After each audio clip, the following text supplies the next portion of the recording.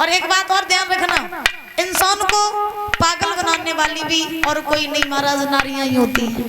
हाँ, और इसी बीच में ये 50 रुपए राजेश यादव चतुरीपुर से, 100 रुपए भाईजी पुरवा और 100 रुपए रौनक यादव चतुरीपुर से, इनकी तरफ से आए हैं, बहुत बहुत धन्यवाद है। क्योंकि विद्वान लिखते हैं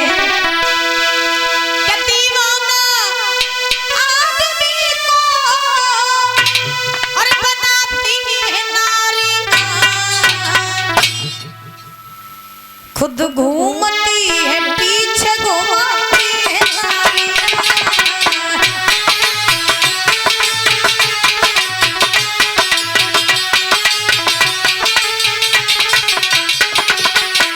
सुंदर शब्दों में लिखा, दीवाना आदमी को बनाती है नारियां, खुद घूमती है पीछे घुमाती है नारियां। हाँ, इसीलिए याद रखना, हो सके तो पराई नारी से बच के रहना, और अगर बच ना पाए फंदा में पड़िए, फंदा में तो निकलना बड़ा मुश्किल होता है, समझ रहे हो? हाँ, इसीलिए दीवाना आदमी को बनाती है नारियां, खुद घूमती है पीछे घुमाती है नारियां, खुद घूमती है पीछे घुमाती है नारियां।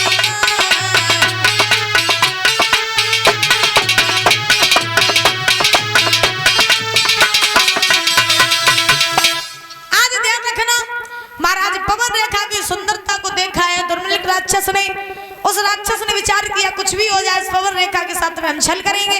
तो आज उस राक्षस ने उग्रसेन का वेश धारण कर लिया, और उग्रसेन का वेश धारण करके आज वो राक्षस परीक्षित महाराज आया है पवन रेखा के पास। जब पवन रेखा के पास में वो राक्षस उग्रसेन का वेश धारण करके आया तो पवन रेखा नहीं समझ पाई कि मेरे महाराज है या कोई राक्षस है। पवन रेखा कहने लगी, महाराज आपकी तो बड़ी लंबी उम्र है, मैं तो भी आपको याद कर रही थी, आप इतनी जल्दी आ गई। उग्रसेन ने के भेष में वो राक्षस बोला, है पवन रेखा तुम अकेली मुझे छोड़ करके यहाँ बाग में चली आई, मुझे घर पे अच्छा नहीं लग रहा था, इसलिए मैं भी तुम्हारे पीछे पीछे चला आया। पवन रेखा बोली, अगर आप आ ही गए हो तो देखो ना ये बाग कितना सुंदर है, चलो चल करके दोनों लोग इस बाग का आनंद उठाते हैं। बोले ठीक। तो आज पवन रेखा और वो राक्षस दोनों चले और चल करके बाग को घूमने लगे। जब बाग में घूमने लगे तो महाराज घूमते घूमते घूमते घूमते उस राक्षस को जैसे ही मौका मिला, सो मौका मिलते ही उस राक्षस ने पवन रेखा के साथ में छल कर दिया। जब पवन रेखा के साथ में उस राक्षस ने छल किया तो श्री सुखदेव जी समझा रहे, हे राजन परीक्षित, छल करके आज वो राक्षस पुनः अपने राक्षसी भेष में आ गया। जब वो राक्षस अपने राक्षसी भेष में आया तो आज पवन रेखा ने देखा कि मेरे महाराज नहीं बल्कि ये तो एक राक्षस था। तो पवन रेखा बड़ी ही दुखी हुई और उस राक्षस से बोली, दुष्ट नालायक पापी, आज तूने मेरा पतिव्रत धर्म नष्ट कर दिया। अगर मैं ये पहले जान लेती कि तू एक राक्षस है तो मैं तुझे श्राप दे करके भस्म कर देती।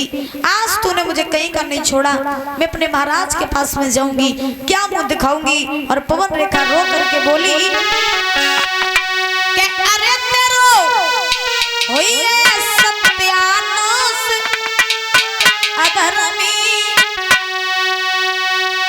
धर्म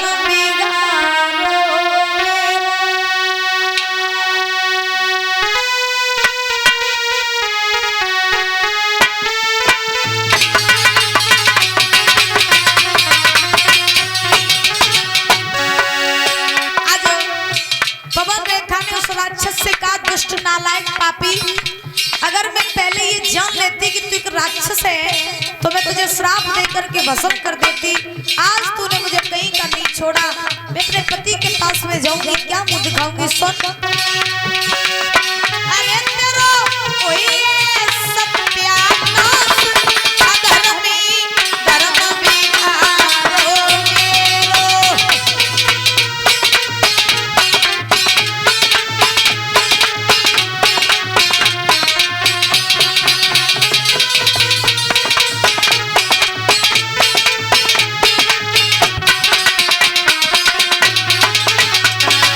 बोलिए पवन रेखा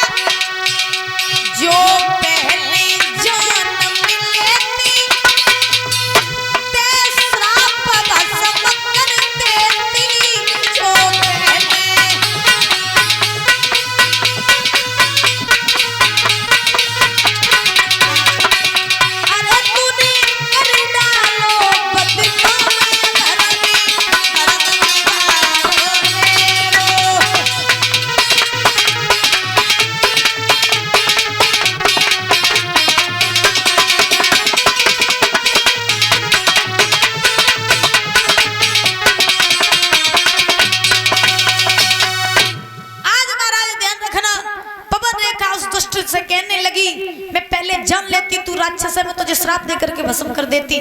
अब मैं अपने पति के पास में जाऊंगी, क्या मुंह दिखाऊंगी।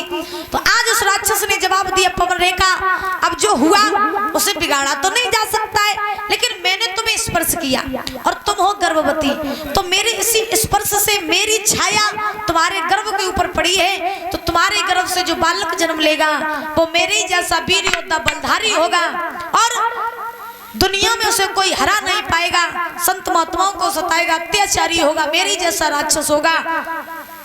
एक खासियत होगी कि जब वो मारा जाएगा तो उसे मारने के लिए स्वयं नारायण को आना पड़ेगा। इतना कहकर के वो राक्षस वहां से चला गया।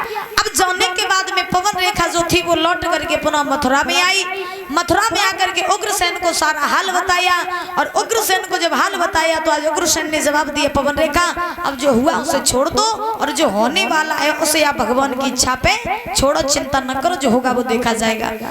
पवन रेखा के गर्भ के धीरे धीरे धीरे धीरे 9 मास पूरे हुए। जब गर्भ के 9 मास पूरे हुए तो परीक्षित महाराज पवन रेखा के गर्भ से एक बालक ने जन्म लिया। जब पवन रेखा के गर्भ से एक बालक ने जन्म लिया तो लेने के बाद महाराज उग्रसेन ने बड़ी खुशी मनाई कि मेरे घर में लड़के ने जन्म लिया। उग्रसेन ने बड़े बड़े संत महात्माओं को बुलाया, गुरु गर्गाचार्य जी को बुलाया और गर्गाचार्य